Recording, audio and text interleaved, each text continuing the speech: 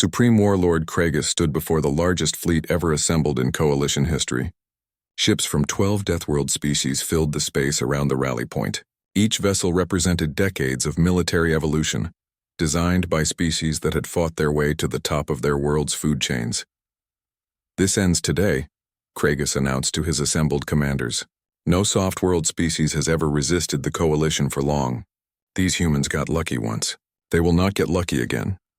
Warsage Drukthar floated in his specialized tank, his aquatic form studying tactical displays with ancient eyes.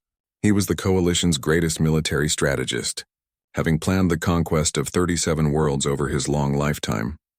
"Warlord," he said carefully, "I have analyzed the combat footage from the previous engagements. These humans fight in ways we have never encountered. Elaborate. They treat warfare as a science rather than an art. Every action is calculated, every response is planned. They do not rely on individual prowess or natural advantages." Kragus's armored fist slammed into the display table. "Then we will show them what real prowess looks like." "Apex Killer Vorth," the deadliest warrior in Coalition space, stepped forward. Vorth came from Necros, a world where death was the only constant. His species had evolved beyond normal biological limits, becoming living weapons that could adapt to any combat situation. "Warlord, I want you to lead the boarding actions personally. Show these humans what happens when they face a true apex predator." Vorth's response was a sound like grinding metal. "It will be my pleasure." General Mi Young-cho read the intelligence reports with growing concern. Satellite observations showed the Coalition fleet massing at the edge of human space. Over 800 ships carrying warriors from the galaxy's most dangerous worlds. "Size assessment?" she asked her staff. Colonel Junho Seo answered grimly. "They have enough firepower to glass every planet in our system. If they fight smart, this could be a very short war. Will they fight smart? Unknown.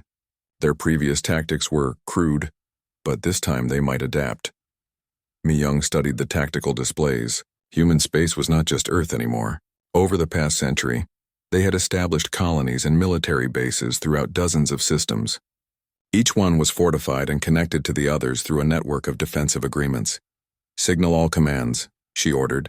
"Activate Total War Protocol. Every ship, every station, every mobile platform. We are not just defending Earth anymore. We are defending human civilization."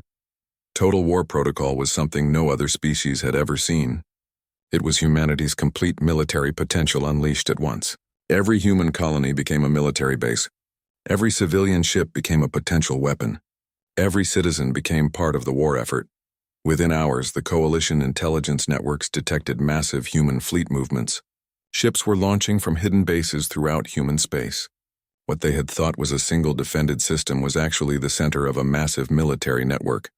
"Warlord," reported Terror Wing Axis, "the humans have fleets we did not know existed. Their defensive network extends across 27 star systems." Kragus studied the new intelligence with growing anger. "Impossible. Our scouts mapped their territory completely." "Apparently not, sir. They have been hiding their true military strength." Warsage Drukthar's voice cut through the confusion. "Warlord, I must recommend a change in tactics. These humans are not a single planet defending itself. They are a military civilization that has been preparing for exactly this kind of war. What do you suggest? Negotiation? If we fight them as equals rather than trying to pacify them as subjects? Never." Kragus's roar echoed through the command chamber. "The Coalition does not negotiate with inferior species." But even as Kragus refused to consider retreat, his commanders were beginning to understand what they faced. The Battle of Proxima Station became the turning point that changed galactic history. Colonel Junho Seo commanded the human forces defending the mining station in the Proxima Centauri system. The Coalition had chosen it as their target because it seemed isolated and vulnerable, a chance to demonstrate their power by destroying an important human facility. What they found, instead, was a carefully prepared trap. The station appeared to be defended by a small garrison with limited ships. Coalition sensors detected exactly what they expected to see: a standard defensive force suitable for protecting a mining operation. Apex Killer Vorth led the assault personally, commanding a strike force of the Coalition's deadliest warriors. His ships approached the station in standard attack formation, expecting resistance to collapse quickly. Instead, They found themselves facing something that should not have existed. The mining station was actually a mobile fortress. As the coalition forces approached, the entire structure began to move. Hidden weapons emerged from what had appeared to be industrial equipment. Ships that had been disguised as cargo vessels revealed themselves as heavily armed warships. Impossible, Vorth snarled as his sensors registered the truth. No species builds military installations that masquerade as civilian structures. Sir, his tactical officer reported, the station is not just defended, it is the defense. The entire structure is a weapon. But the real shock came when Vorth tried to board the station. His warriors were the most feared close combat specialists in the galaxy. They had broken elite forces from dozens of worlds. Against humans, they expected easy victory. Instead, they found themselves fighting an enemy that seemed to know their every move. The human defenders did not try to match coalition warriors in individual combat. Instead, they used the station's layout against the invaders. Corridors became kill zones. Rooms became traps. Every passageway was monitored and controlled by humans who had studied coalition tactics for months. They know how we fight, Vorth reported, as his forces took heavy casualties. They have prepared countermeasures for our standard assault patterns. Adapt, Kragus ordered. Use different tactics. Sir, they adapt faster than we do. Every time we change our approach, they change their defenses. The battle raged for 6 hours. Coalition forces that had never failed to take a defended position found themselves unable to advance past the outer sections of a single human facility. Worse, human reinforcements began arriving from directions the coalition had not even known to watch. Colonel Junho Seo had studied every recorded coalition battle. He knew their strengths, their weaknesses, and their standard responses to different situations. When Vorth's forces adapted their tactics, Seo was ready with counter-adaptations. Sir, reported his communications officer, coalition forces are requesting additional support. Deny them the chance, Seo replied. Launch Operation Pincer. Human fleets that had been waiting in concealment throughout the system suddenly revealed themselves. The coalition strike force found itself surrounded by enemies that seemed to appear from nowhere. But the humans did not just attack, they coordinated. Ships from different fleets worked together as if they were all part of the same crew. Their weapons targeted specific systems on coalition vessels, disabling rather than destroying when possible. They fight like a single organism, Vorth reported as his flagship took critical damage. Individual ships coordinate perfectly with others they have never worked with before. The coalition retreat from Proxima Station was a disaster. Half their strike force was destroyed or captured. The survivors brought back reports that shattered coalition confidence. They knew everything, Vorth told the assembled War Council. Our tactics, our weapons, our standard responses. They had studied us like laboratory specimens. War Sage Drukthar's analysis was even more disturbing. Warlord, these humans have done something no species has ever done before. They have turned warfare into a systematic science. They study their enemies, develop countermeasures, and improve their methods based on experience, Warren. What does that mean? Kragus demanded. It means they get better at fighting us every time we fight them. Each battle teaches them more about how to defeat us. Elder Vorak spoke for the first time in the meeting. Warlord, I request permission to speak privately with the human commanders. Why? Because I think we may have made a terrible mistake. These beings are not inferior to us. They may be superior. The silence that followed was deafening.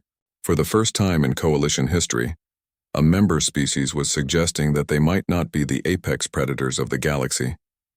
Kragus stared at the ancient warrior for a long moment. Then he made the decision that would determine the fate of both civilizations. Request denied. We are the Deathworld Coalition.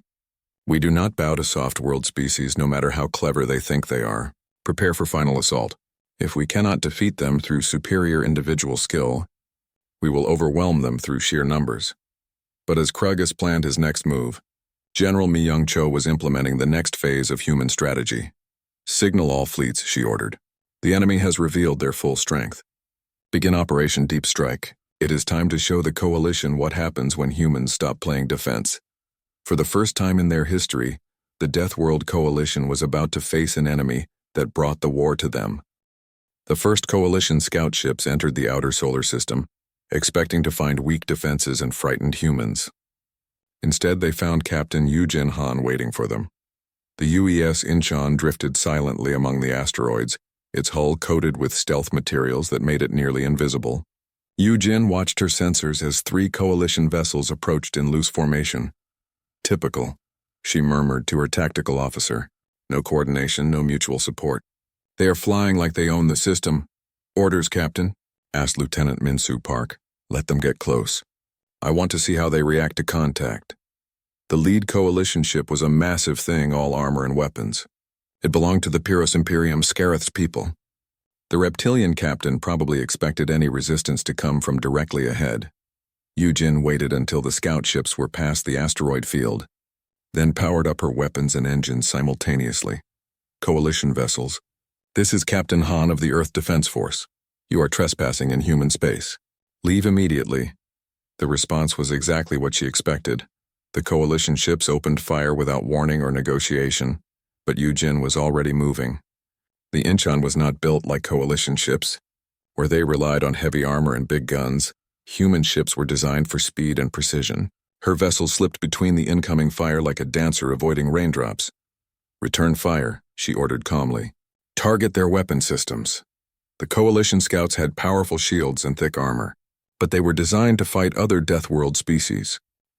Beings who attacked directly and tried to overpower their enemies through brute force. Humans fought differently. Yu-Jin's weapons did not try to punch through the enemy shields. Instead, they found weak points, sensor arrays, weapon mounts, engine exhausts. Small, precise hits that disabled rather than destroyed. Coalition lead ship is losing weapons, reported her tactical officer. Second ship is trying to ram us. Let them try. The coalition ship was fast for its size, but it moved in a straight line toward its target.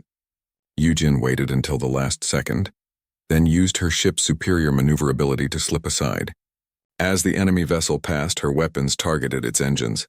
The coalition ship spun out of control, venting atmosphere and debris.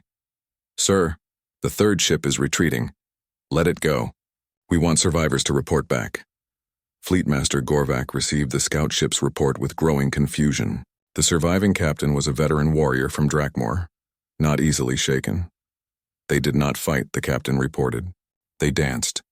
My weapons could not track them. Their shots were too precise, too calculated. Impossible, Gorvak snarled. Space combat is about power and armor. These humans cannot have ships superior to ours.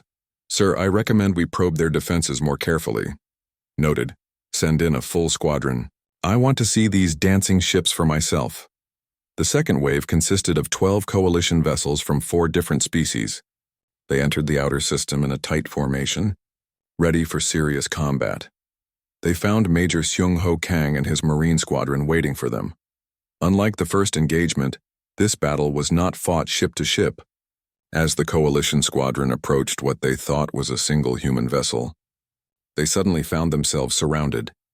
Human ships materialized from behind asteroids, from within debris fields, from positions that should have been impossible to hide in. The coalition formation found itself in the center of a perfectly coordinated ambush. All ships, execute pattern Delta, ordered the squadron commander. The coalition captains had never seen anything like it. 12 human ships moved as one entity, their fire coordinated to hit specific targets in sequence. They did not try to destroy the coalition ships. They disabled them methodically. One ship lost its weapons. Another lost its engines. A third lost its sensors and communications. Within minutes, the entire coalition squadron was helpless. Boarding parties. Launch, Seung-Ho ordered. This was the part that changed everything. Bloodhunter Nexar was the coalition's best close combat specialist. His natural weapons could tear through most armor, and his reflexes were enhanced by genetic modifications. He had never lost a personal combat. The human Marines who boarded his ship were smaller than him, weaker than him, and carried weapons that seemed crude compared to his natural abilities. The fight should have been over in seconds. Instead, Nexar found himself facing something he had never encountered before, enemies who fought as a team. The Marines did not try to match his individual abilities. They used covering fire, coordinated movements, and tactical support to neutralize his advantages. When he charged one Marine, another would hit him from the side. When he tried to use his speed, they would box him in with crossfire. How do you fight like this? He demanded as they finally overwhelmed him. Practice, replied Sergeant Hyrin Kim. Lots and lots of practice. Back on the Coalition flagship, Fleet Master Gorvak was receiving reports that made no sense. Sir, the human ships use hit-and-run tactics. They strike from multiple directions simultaneously. They coordinate their attacks perfectly. What about individual combat? Sir, they do not fight individually. They always fight in groups. War Prime Scarath joined the conversation. Groups can be broken up. Send in the assault waves. I want to see how their coordination holds up under real pressure. The third wave was not a probe, it was a full assault. 50 Coalition ships entered the inner solar system, ready to crush any resistance through overwhelming force. They found Admiral Tae-Young Shin waiting for them. Coalition fleet, this is your final warning, he broadcast.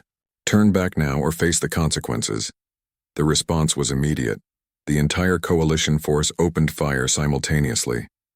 But Admiral Shin had spent months preparing for this moment.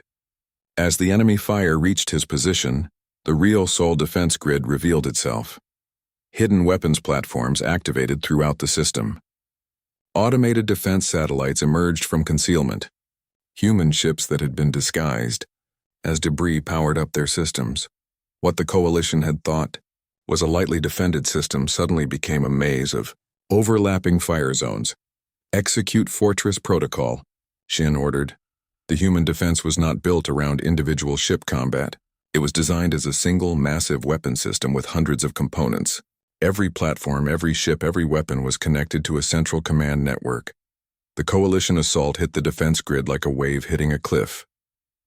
Their individual ships, no matter how powerful, were picked apart by coordinated fire from multiple directions. Fleet Master Gorvak watched in horror as his formation disintegrated. Ships that had conquered dozens of worlds were disabled or destroyed by weapons they could not even locate. Retreat, he ordered. All ships fall back to rally point. But the retreat was even worse than the attack. The humans had studied their tactics and predicted their withdrawal routes. As the Coalition ships tried to escape, they found themselves running into perfectly positioned ambushes. By the time the surviving Coalition vessels reached the edge of the solar system, they had lost over half their force without inflicting significant damage on the human defenses. Elder Vorak's ship was among the survivors. As they jumped to hyperspace, he sent a priority message to Supreme Warlord Kragus. Request immediate reinforcement. Humans are not what they appear. They fight as a single entity with thousands of parts. Individual skill means nothing against their coordination. They have turned their entire solar system into a weapon. The message that came back was brief and angry. Excuses will not be tolerated. Prepare for full-scale assault. If you cannot handle soft world species, I will find commanders who can. Elder Vorak stared at the message for a long time. Then he began composing his own report. Not to Kragus, but to the Coalition Council. Someone needed to understand what they were really facing. On Earth, Admiral Shin was addressing his fleet. Excellent work, all ships. Phase 1 is complete. Coalition advance forces have been repelled with minimal casualties on our side. Sir, asked Captain Yujin Han, what about Phase 2? Shin's smile was not pleasant. Phase 2 is where we stop playing defense. Intelligence reports indicate the Coalition is massing their full fleet for another assault. Orders, sir? Let them come. When they arrive, they will find that humans do not just defend well, we also attack very, very effectively. Supreme Warlord Kragus read This's report with growing anger. His massive frame, covered in natural armor plates, shook with rage. Behind him, the holographic display showed the Coalition's most powerful fleet. 12 different species from 12 different death worlds, all sworn to his command. Impossible, he growled, his voice echoing through the command chamber. No soft world species has ever resisted us. This scholar has been fooled by human tricks. Terror Wing Axis folded her massive wings against her body. She came from Tempestas, a world of endless storms where only flying predators survived. Warlord, perhaps we should consider... Silence. Kragus slammed his fist on the command table. I have conquered 47 worlds. I have broken species that evolved on worlds that would kill most beings in minutes. These humans are soft, weak creatures who got lucky with technology. Elder Vorak's ancient voice cut through the tension. Kragus, I have lived for 3 centuries. I have seen empires rise and fall. This feels different. Different how? They are not afraid. When we threaten other species, they show fear, anger, desperation. These humans show calculation. Craigus turned to face the ancient warrior. You think they are planning something? I think they are always planning something. It is their nature. Admiral Tae-Young Shin stood in the bridge of the UES Seoul, flagship of Earth's first fleet. Around him, his officers worked quietly at their stations. Unlike the Coalition's individual fighters, every human on the bridge was part of a larger system. Admiral, reported Communications Officer Bo-Ram Lee, Coalition fleet is massing at the edge of the system. Estimated arrival in 72 hours. Excellent, Tae-Young replied calmly. Signal all defensive platforms. Begin Phase 1 deployment. Captain Yoon-ji Kim, his tactical officer, looked up from her displays. Sir, Coalition fleet size is massive. 12 different species, over 300 ships. Noted. Commander In-Soo Jang, status on special operations. Commander In-Soo Jang's image appeared on the main screen. He was currently aboard a stealth ship deep in Coalition space. Sir, we have mapped their supply lines, identified command ships, and placed monitoring devices on their major vessels. Coalition security is focused on external threats, not internal infiltration.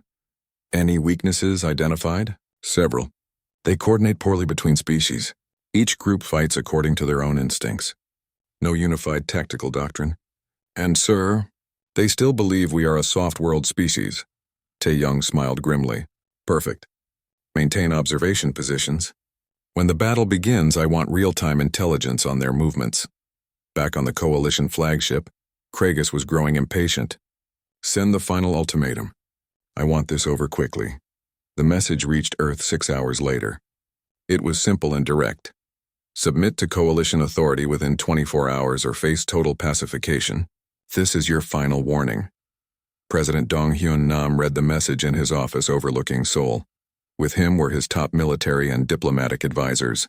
The room was quiet except for the soft sound of data being processed by computers. Well, he said finally, I think we have their attention. Defense Minister Hana Yoon reviewed the latest reports. Our defensive preparations are complete. All civilian populations have been evacuated from potential target zones. Industrial centers have been converted to military production. Fleet deployment is optimal. Intelligence assessment? Nam asked. Captain So-min Park had been promoted after her successful information gathering. Mr. President, the Coalition has no understanding of our true capabilities. They expect minimal resistance. Their fleet formation is designed for overwhelming weak opponents, not for fighting an organized defense. Casualties? General Mi Young-cho answered grimly. If we fight them the way they expect to be fought, we will lose badly. But if we fight them our way, yes, we will win. It will not be easy and we will take losses, but we will win. Nam considered this carefully. Admiral Shin, are you ready? Tae-Young's voice came through the communication system. Mr. President, humanity has been preparing for this fight since we first learned we were not alone in the universe. We are ready. 20 hours later, Craigus received Earth's response. It was delivered by Commander Hyun-woo Kim, who appeared on the main screen looking calm and professional. Warlord Craigus, Hyun-woo began, the United Earth government has reviewed your ultimatum carefully, and, Craigus demanded, we must respectfully decline. However, we remain open to peaceful negotiations. The command chamber erupted in roars and growls from the assembled coalition leaders. Only Elder Vorak remained silent, his ancient eyes fixed on the human's face. You refuse our generous terms? Kraigus's voice was deadly quiet. We prefer to determine our own destiny. Then you have chosen extinction. We will pacify your world and take what we want from the ruins. That is your choice, Hyun-woo replied. But I should warn you, Earth has its own defensive capabilities. Craigus laughed, a sound like breaking stone. What could your soft world possibly do against the might of the Coalition? I suppose you will find out, Hyun-woo said calmly, and the transmission ended. Terror Wing Axis spread her wings uneasily. Warlord, perhaps we should scout their defenses more carefully. Unnecessary. Order the fleet to advance. Full attack formation. I want this over in one day. Elder Vorak watched the fleet preparations with growing dread. The Coalition's ships moved into their traditional attack pattern. A massive wedge designed to punch through enemy lines through sheer force. It had worked against every other species they had faced, but those species had fought like the Coalition fought, individual warriors seeking individual glory. What if these humans were different? Kragus, he said quietly, I request permission to take my ship and scout ahead. Denied. We advance as one fleet. No species fights alone, but I said denied. As the Coalition fleet jumped into hyperspace toward Earth, Axis moved her ship closer to Elder Vorak's position. Ancient One, she transmitted privately, you are troubled. I have a bad feeling about this attack. Why? They are just humans. That is what worries me. We keep saying they are just humans. But what if they are not just anything? What if they are exactly what they appear to be? The most successful predator species their world produced. You think too much, Old One? Perhaps. Or perhaps I do not think enough. The Coalition fleet emerged from hyperspace at the edge of Earth's solar system. Ahead of them lay their target, a small blue world orbiting a yellow star. Scan for defenses, Kragus ordered. Some orbital platforms detected, reported the sensor operator. Small patrol ships. Nothing significant. As expected. Signal the fleet, begin the attack. But as the Coalition ships moved toward Earth, Admiral Tae-Young Shin was making his final preparations. All ships, this is Admiral Shin, he broadcast to the human fleet. Today we prove that humanity belongs among the stars. Today we show the galaxy what happens when you threaten our home. Remember your training, trust your crews, and fight as one. Throughout the solar system, hidden defensive platforms powered up. Stealth ships revealed themselves. What the Coalition had taken for a lightly defended system suddenly bristled with weapons. Coalition fleet, Tae-Young transmitted on open channels. This is Admiral Shin of the Earth Defense Force. You are entering restricted space. Turn back now and there will be no conflict. Kragus's response was immediate. Surrender now and your deaths will be quick. I see, Tae-Young replied calmly. In that case, welcome to the Sol defense grid. Let me show you what humans do to uninvited guests. Battle Scholar Thys landed on Earth expecting to find a world of weaklings. Her insect-like ship touched down at what the humans called New Geneva Spaceport. The gravity felt strange, too light, too gentle. How could any species evolve strength in such soft conditions? Dr. Ji-Hae Choi waited at the landing platform. She was a xenobiologist, which meant she studied alien life forms. She had volunteered to guide the Coalition assessment team, and her smile seemed genuine and welcoming. Welcome to Earth, Ji-Hae said, bowing slightly. I hope your journey was comfortable. Thys studied the human female. Like all her species, she appeared fragile. No claws, no armor, no obvious weapons. Your world is quiet, Thys observed. We try to keep things peaceful, Ji-Hae replied. Would you like to see some of our history? I thought we could visit our museums first. Museums. Thys had heard of these. Places where soft-world species kept old objects. It seemed pointless, but it might reveal useful information about human capabilities. The first museum was dedicated to something called natural history. Thys expected to see displays of Earth's predators, but instead found herself looking at bones of creatures long dead. These are dinosaurs, Ji-Hae explained, pointing to a massive skeleton. They ruled Earth for over 160 million years. What happened to them? An asteroid impact killed most of them. The survivors evolved into birds. Thys studied the huge skull with its rows of sharp teeth. These were your apex predators? For their time, yes, but that was long before humans existed. What were your apex predators when humans evolved? Ji-Hae smiled. Well, that depends on how you look at it. They moved to another section showing early human ancestors. Thys saw small, weak-looking creatures with no natural weapons at all. How did your species survive? Thys asked, genuinely puzzled. Tools, Ji-Hae said simply. We made tools. The next display showed primitive stone weapons. Then bronze tools, then iron swords. Thys began to feel uncomfortable as the weapons became more sophisticated. This is our military history museum, Ji-Hae announced as they entered a new building.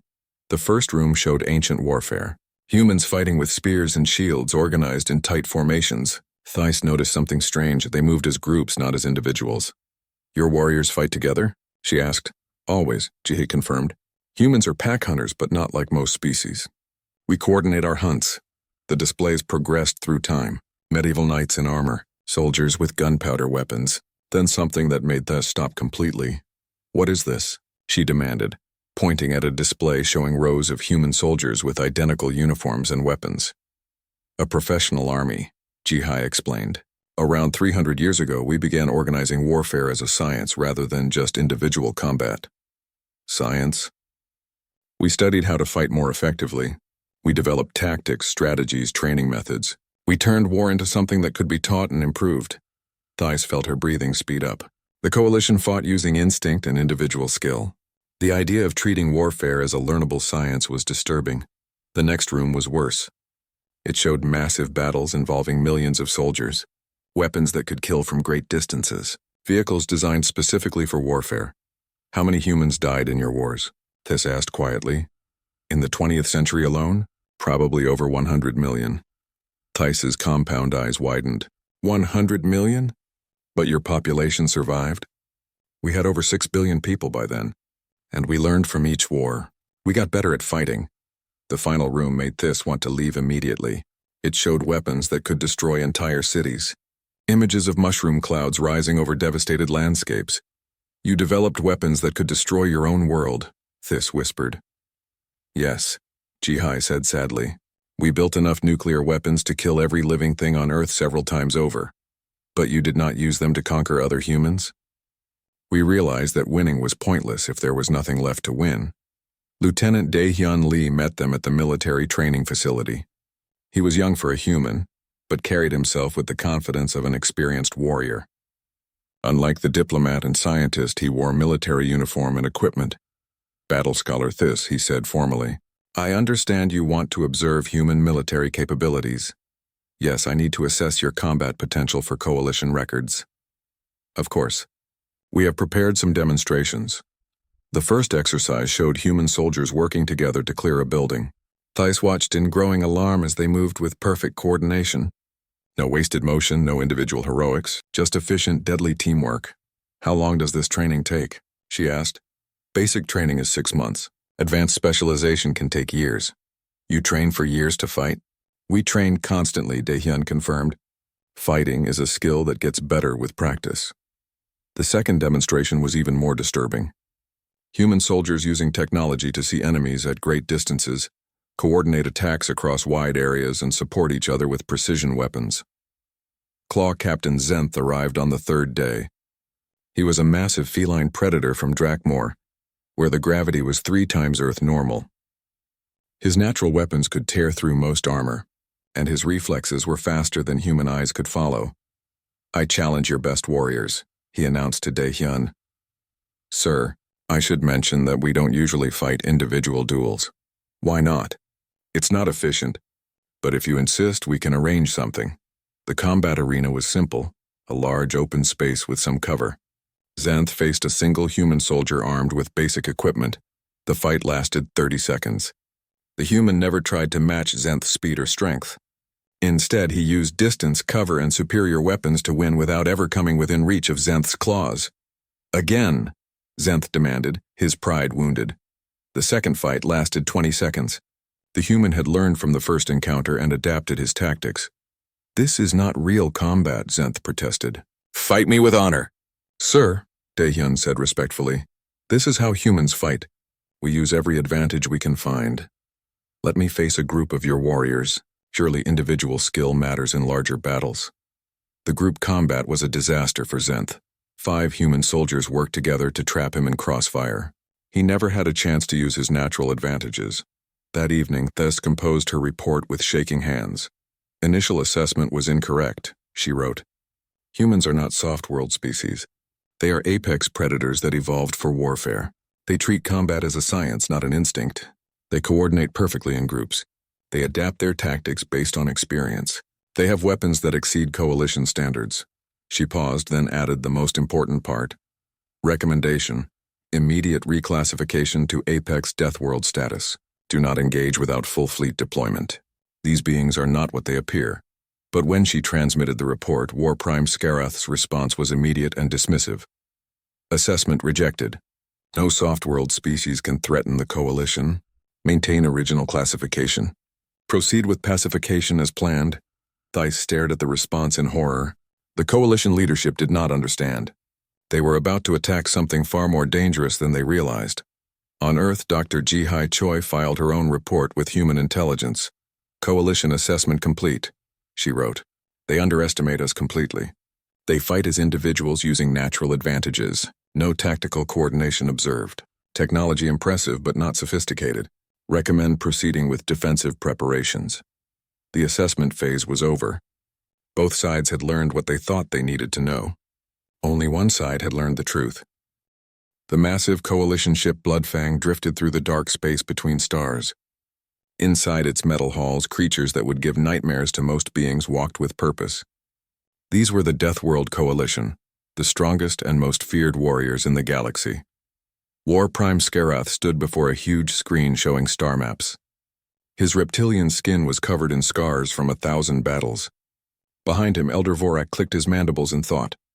The ancient arthropod had lived for 3 centuries and seen the rise of the coalition from a small alliance to rulers of half the galaxy. Another soft world system detected, reported Battle Scholar Thys. Her insect-like eyes focused on the data. Planet designation, Earth. Single inhabited world, primitive technology, peaceful species. Skarath's lips pulled back in what passed for a smile among his kind. Peaceful? How convenient. Add them to the tribute list. The Coalition had perfected this system over hundreds of years. Find weak worlds, demand tribute, and crush anyone who refused. It worked because no one could match the Coalition in battle. They came from worlds where everything tried to kill you from birth.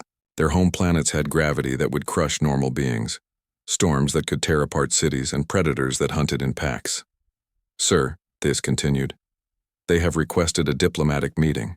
They want to send a representative. Elder Vorak's ancient eyes gleamed. How polite. Most species just surrender immediately. 3 days later, Commander Hyunwoo Kim stepped aboard the Bloodfang. He was average height for a human, with black hair and calm dark eyes. He wore a simple blue uniform without weapons or armor. To the Coalition warriors watching him, he looked impossibly fragile. Welcome aboard, Skarath said, his voice like gravel. I am War Prime Skarath. This is Elder Vorak and Battle Scholar Thys. Hyunwoo bowed politely. Thank you for receiving me. I represent the United Earth government. Earth, Skarath repeated. Your world classification shows no major predators, stable climate, and low gravity. Your species has no natural weapons, no armor, no enhanced strength.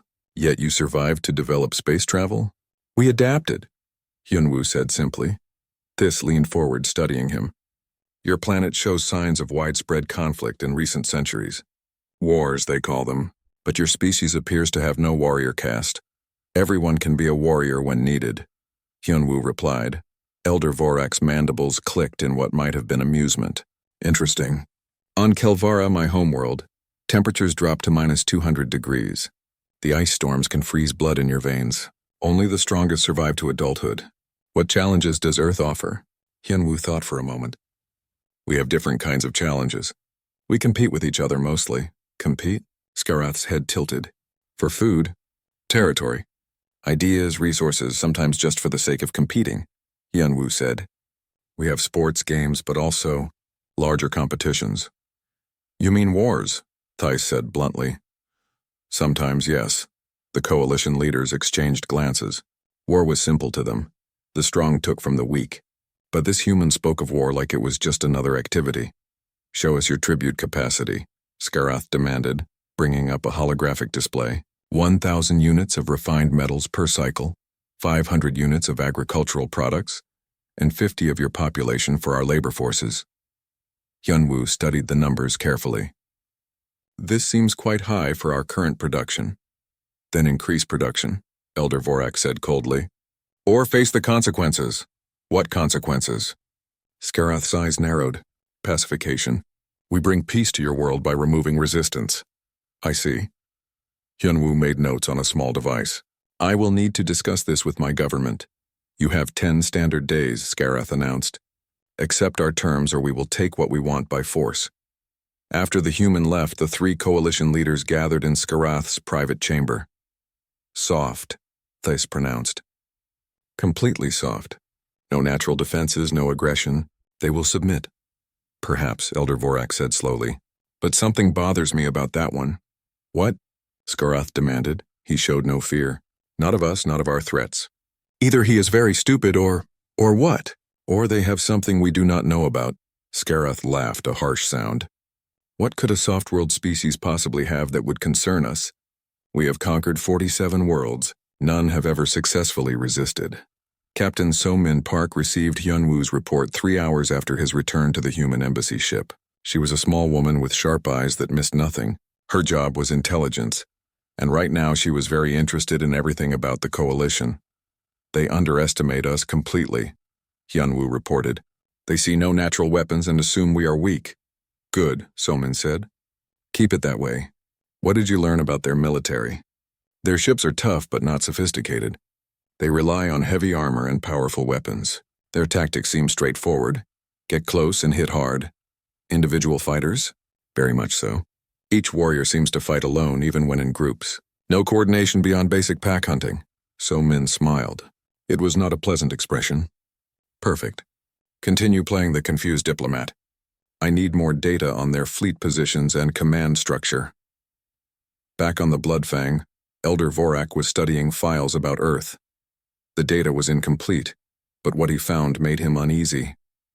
The humans had fought wars involving millions of soldiers. They had developed weapons that could destroy entire cities. Yet they had stopped using these weapons and called it progress. Skarath, he called over the communication system. I think we should reconsider our assessment of these humans. Why? They are clearly weak. Weak beings do not develop weapons capable of destroying their own planet and then choose not to use them. Your point? My point is that maybe they are not weak. Maybe they are something else entirely. But Scarith had already moved on to other matters. The Coalition had business across the galaxy, and one small soft world was hardly worth deep analysis. On the 10th day, Hyunwoo returned with Earth's answer. My government has reviewed your terms, he said formally. And, Skarath demanded, we respectfully decline. The silence in the command chamber was complete. For several long moments, none of the Coalition leaders spoke. Decline, Thais finally whispered. Yes. However, we would be happy to negotiate a trade agreement that benefits both our peoples. Skarath stood slowly, his full height casting a shadow over the human. You refuse our generous offer of protection? We prefer to provide our own protection. Elder Vorak leaned forward. Young human, do you understand what you are saying? I believe so, yes. Then you choose war. Hyunwoo's expression remained calm. We choose to defend ourselves if necessary, but we hope it will not be necessary. After the human left again, Skarath began issuing orders. Assemble the warfleet. These humans need to learn what happens when soft-world species defy the Coalition. Elder Vorak watched the preparations with growing unease. Something about this felt wrong, but he could not identify what.